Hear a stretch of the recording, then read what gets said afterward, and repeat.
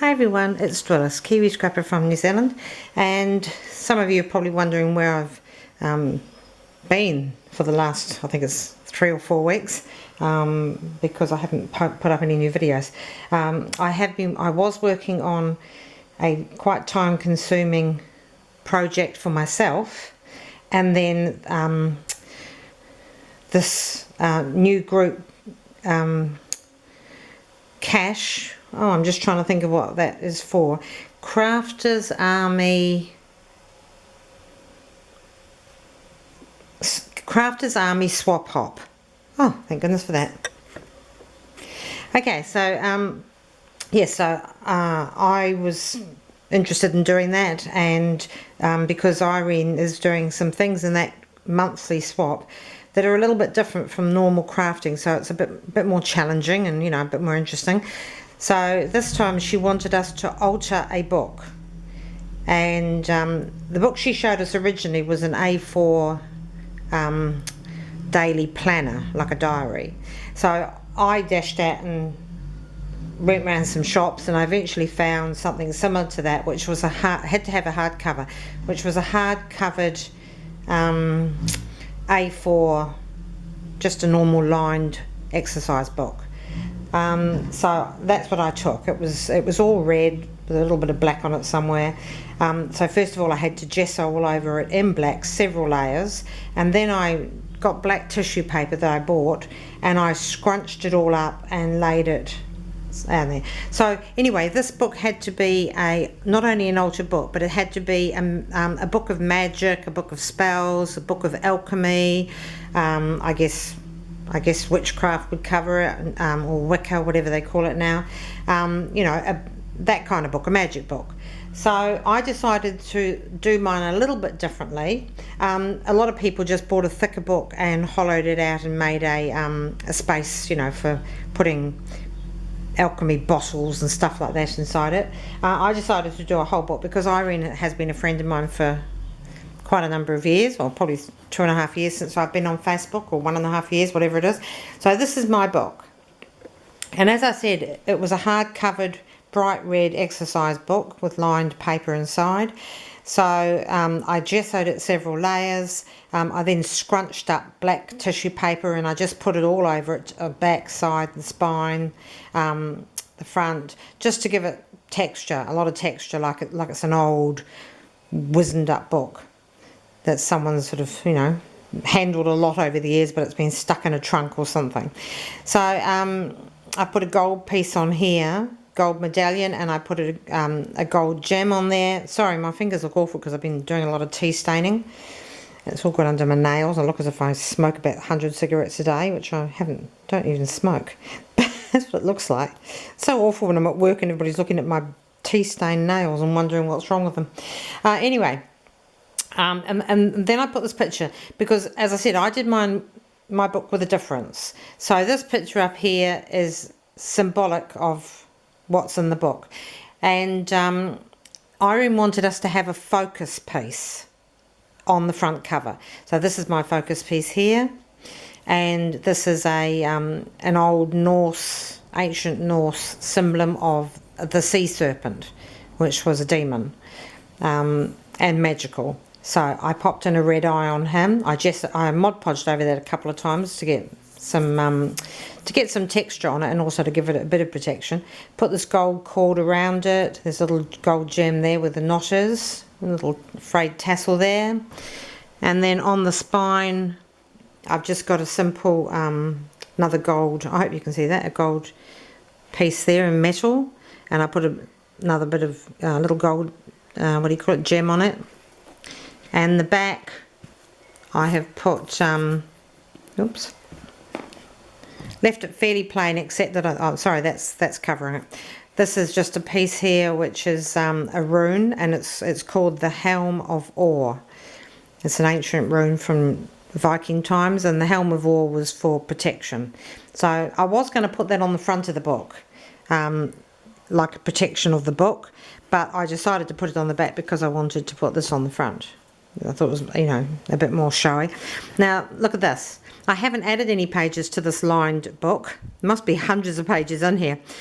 why they look nice and thick and old and ripply and, you know, ancient, is because I removed them from the book cover itself, took them out of the spine, and I just laid them in a huge thing to tea stain them, and I kept moving over the pages and things, and then I baked them in the oven for about, on a very low heat, for about 9 hours.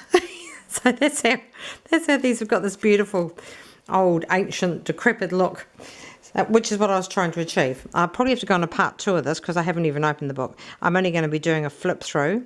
Now, because I want this to look like an ancient book, I managed to get hold of some suede or leather tie, leather thongs, which is sold by the metre, which I found to my delight in a sewing shop in the city of Whanganui. Okay, so I put some beads on here and glued them in place so they don't move around. Just sort of ancient looking beads that you might have, or they might have had. And then we're going to open it, right? So you always want the front bit of a magic book to be magical. So this is the eye of the guardian of the fountain of youth. This is in ancient Viking and Norse times. Isn't it a huge eye, isn't it? So that's the front page, or the cover rather, and here's the title page. And as you'll see, this says Mythology and Magic of the Ancient Norse Kingdom. So that's what this book is. It's mythology and magic that comes from the ancient Norse Kingdom. And most of the magic that we know today, in the form of Wicca and stuff like that, actually comes from the Norse era, from Viking times and before that, from their gods and from their magic that they did. Okay, so this is an eye over there, and see the paper is really crinkled, and look, it's loose, and it's, you know, sort of looks as if it's ripped, and that's what I wanted to achieve. I think it's lovely. I think it turned out fabulous, the tea staining. Okay, and here we've got the origin, which is just telling about how the Vikings, the Norse people, or the Norse people, saw the beginning of the world as they knew it. Like we have Adam and Eve, and they had something different, but very similar. Well, not very similar, but different. And this is all about it.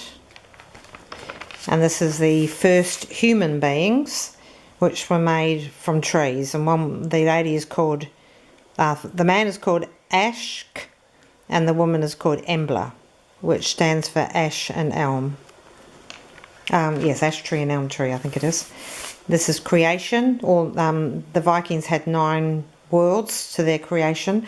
Most of them were spiritual. Just one was for humans, and that was this one called Midgard, or Midgarda. That's the world of humanity. Then they had Asgarda, the world of the Ace of Gods. They had Vanheimer, the world of the Vanna gods. Jotunheimer, the world of the giants. Niflheimer, the world of ice. Muspelheimer, the world of fire. Elfheimer, the world of the elves. Svartalfheimer, the world of dwarfs. And Helheimer, the world of the goddess of hell and the dead. So this is showing all the different 9 worlds. This is actually talking about each one, what they were, what they stood for, who lived in them. And pictures over here. That's Helheimer over there, all on fire. Okay, and now we have the section on the gods, and the father of all the gods was Odin in the Norse religion, and, well, not religion, but I suppose it is religion at that time. This is pagan, of course, what they call pagan, pre-Christian. This is the great god, mighty god Thor.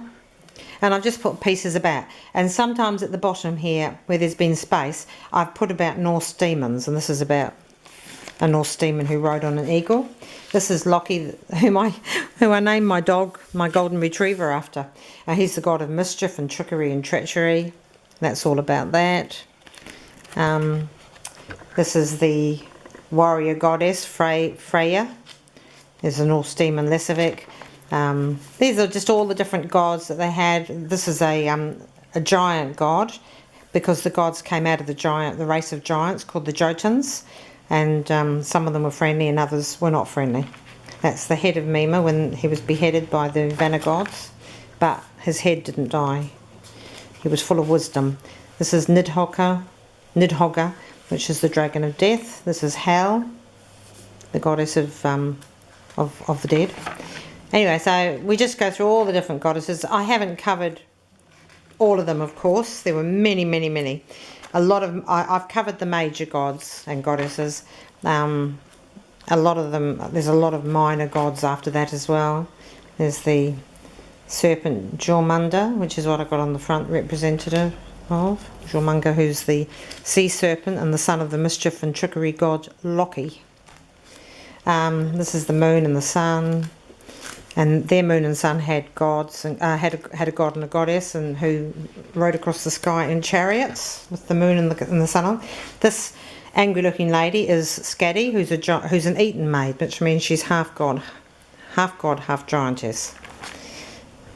And this is the Norse who guarded the tree of life, the fire demons. It's just full of it. These are the Norse elves and their magic. This is the light elves here, and the dark elves, dwarfs, Odin's eight-legged horse. So these are the Jotuns, the giants, and this is a frost giant. Oh, it's just all different. The Berg folk, just all different demons and mischief people and magic people. This is the C.A.S.H magic here, and this is the celestial spiritual being called the Body Hill demon here. There's trolls, ravens, the helm of Or. There's the kraken, which came from Norse mythology. Oops. These pages look so old because I've been handing them a lot as well.